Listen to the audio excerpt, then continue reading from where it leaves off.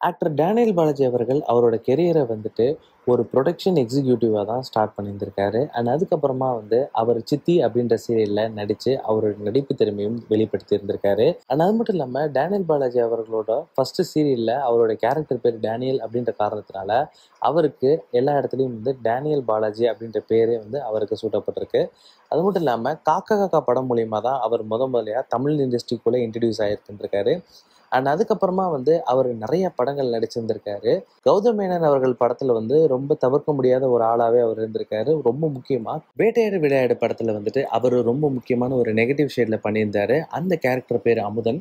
So இந்த படத்துக்கு அப்புறமா அவருக்கு நிறைய படங்கள்ல வாய்ப்புகள் வந்துச்சு. அவர் நிறைய படங்கள்ல வில்லன் ரோல் தான் பண்ணியிருக்காரு. அண்ட் அது மட்டும் இல்லாம கடைசியா அவர் பிகில் படத்துலயும் சரி, பைரவா படத்துலயும் சரி, இந்த 2 படத்துலயும் வந்து விஜய் அவர்களுக்கு ஆப்போசிட்டா வில்லன் ரோல்ல நடிச்சிருந்தாரு. ஸோ விஜய் அவர்களுக்கு ஆப்போசிட்டா பிகில் மற்றும் பைரவா படத்துல இவர் நடிச்சிருந்தாரு. அண்ட் அது மட்டும் இல்லாம கடைசியா வடசென்னை படத்துலயும் வந்துட்டு தனுஷ் அவர்களுக்கு ஒரு சப்போர்ட்டிங் ரோல்ல நடிச்சிருந்திருப்பாரு. ஸோ அந்த ரோல் வந்து பயங்கரமா எல்லாத்தாலையும் பேசப்பட்ட ஒரு ரோலாவே இருந்துச்சு.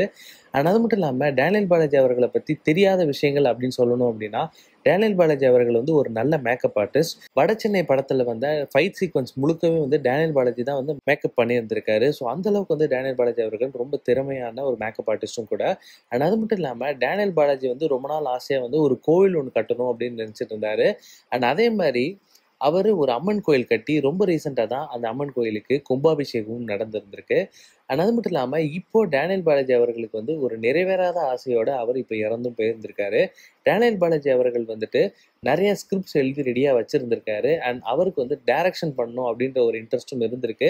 அவர் ஹார்ட் அட்டாக் காரணமா இப்போ இயற்கை எழுதியிருக்காரு. அண்ட் இந்த மரண செய்தியை கேட்ட நிறைய பிரபலங்கள் வந்து பயங்கரமான ஷாக்லையும் இருந்துட்டு இருக்காங்க. ஏன்னா டேனியல் பாலாஜி அவர்களுக்கு வந்து வெறும் 48 வயசே தான் ஆகுது.